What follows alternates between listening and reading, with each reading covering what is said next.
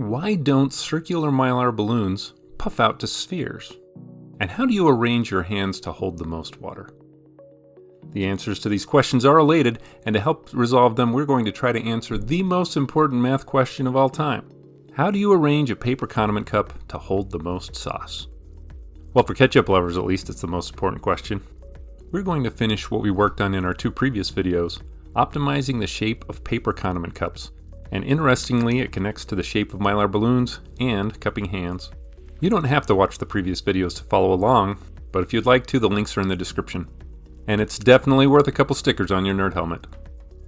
In this video, we're going to 1. Find the optimal condiment cup shape, which is really more like a bowl. 2. Learn how to get the paper condiment cups into the best shape. And finally 3. We will also solve the structural problem so the sauce cup shape doesn't collapse with the weight of the sauce. A couple of these require a device I call the Mathematically Correct Condiment Cup Maximizer, or the MC3M. Welcome to round 3 of our Math Overkill series. In the previous versions, we went as far as we could go with straight sides, first optimizing the angle alone, then optimizing the angle and the base radius.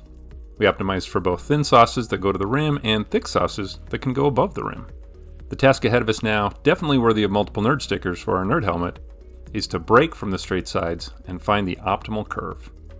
As we work through this problem, there are 2 ways you could imagine what we're doing. First, if we start with a circular piece of paper, what bowl shape could we make by making folds to maximize the volume it would hold? Or second, if we have a flexible line segment of a certain length, what curve could we draw with that line so that the volume of revolution would hold the maximum volume? This is not a trivial problem, and is much harder than the problems we solved in the previous versions. In fact, this problem has a nickname. It's called the Mylar balloon problem. Why? Because Mylar balloons are made with 2 flat, non-stretchable sheets, and if the sheets are circular, when the balloon is filled up, it approximates the shape we're after.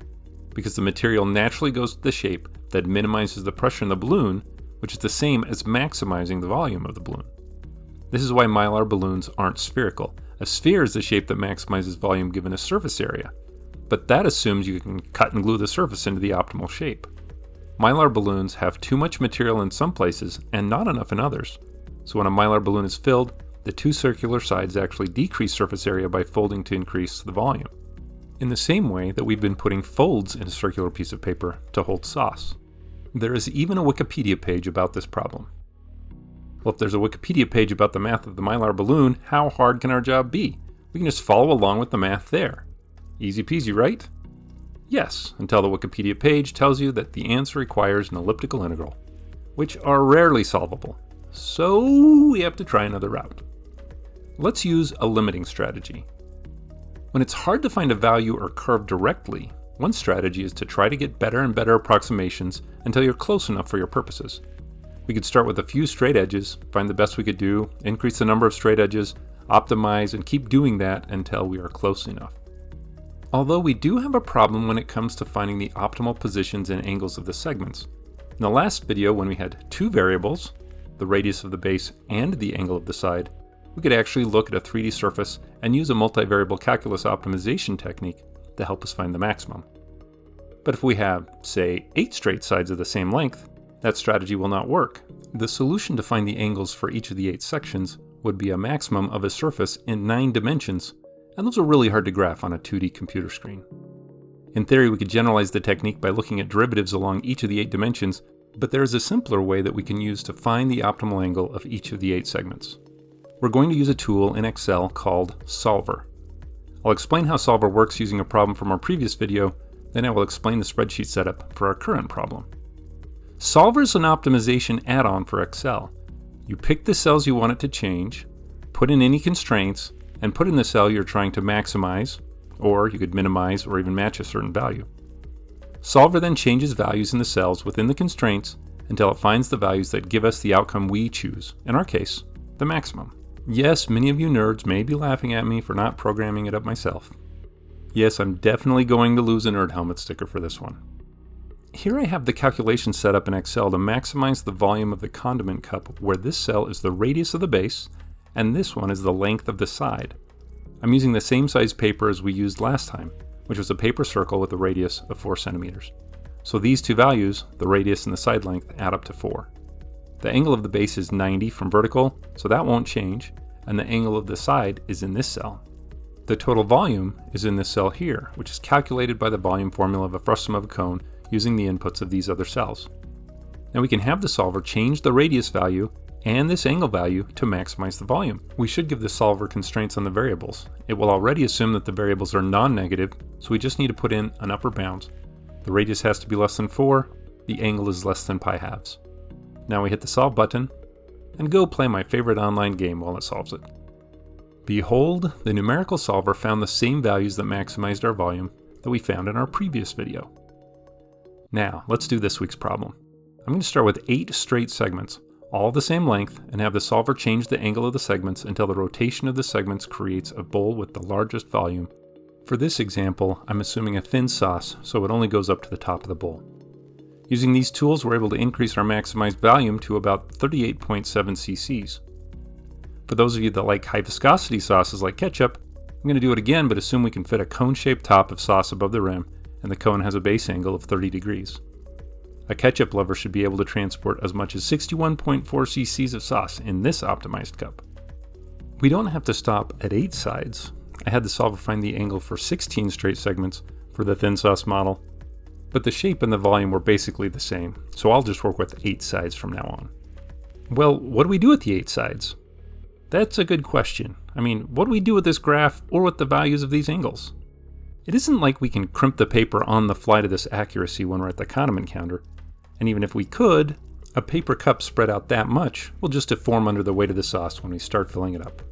Well, that is where the MC3M comes to save the day. Maybe what we do with these values is 3D print the optimal bowl to hold the paper. Maybe we could even 3D print the negative of the bowl to press the paper into the ideal form. To do the 3D printing, I won't use 8 segments exactly. I'll find a curve that approximates the segments accurately. You can see here that for the optimal cup for ketchup that can be stacked well above the rim, a 4th degree polynomial fits almost perfectly. I think the polynomial regression is probably more accurate than the segments because it captures some of the concavity of the bowl.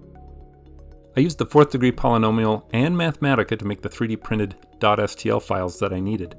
I put in the curve, then expanded it by rotating it around the z-axis. I did this by changing the input of the curve from x to the square root of x squared plus y squared. That's a simple way to construct the revolution around the z-axis. So it'll have the same height, since any point that's the same distance from the z-axis will now put out the same function value in the z direction. Adjusting the limits on the variables and the distance from z gives us a nice 3D object with a perfect bowl shape. I created 2 of these MC3Ms, these mathematically correct condiment cup maximizers. My first one was for thin sauces that can't get much past the brim. But look, I printed it using the radius of the paper of the completed cup, which was 4 centimeters, so 8 centimeters in diameter. But there was a lot more paper in the rim than I had anticipated. We are wasting paper here, folks. Not good. We can do better, and if we do, then that means another sticker for the nerd helmet. So before I 3D printed the MC3M 2.0 for thick sauces like ketchup, I expanded the radius to use the entire paper required to make the cup. The new radius was 4.7 or 9.4 centimeters in diameter. We're stretching the use of that circular piece of paper to hold the absolute maximum amount of ketchup we can. How much more? Well, mathematically, this should hold darn near 100 cc's of ketchup, and that is getting close to a half a cup. We're assuming here the empirically derived 30-degree angle top from a previous fan's video, but maybe you could even do better.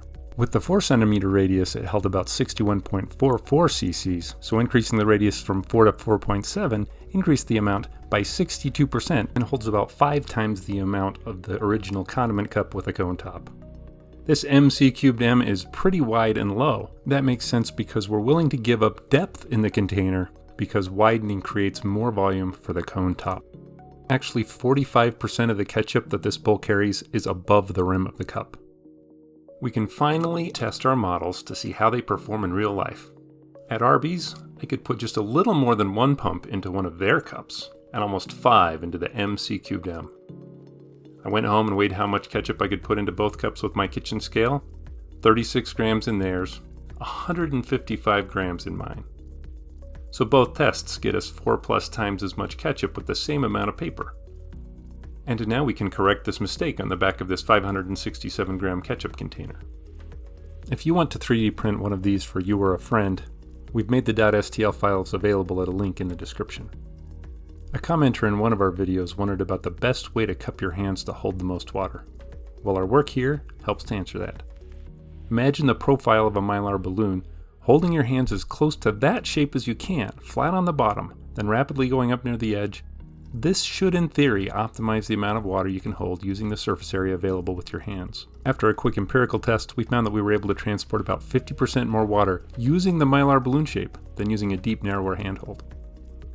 Well, now we need to do something with those plastic cups, since not all restaurants have paper condiment cups. Maybe I need a heated, mathematically correct condiment cup maximizer that can melt the cup and reform it into the maximum shape. I better apply for that patent before someone scoops my idea. Thank you for watching. Please subscribe and share our videos. Be sure to follow Math the World on Twitter, Instagram, and Facebook. Thank you so much for your support.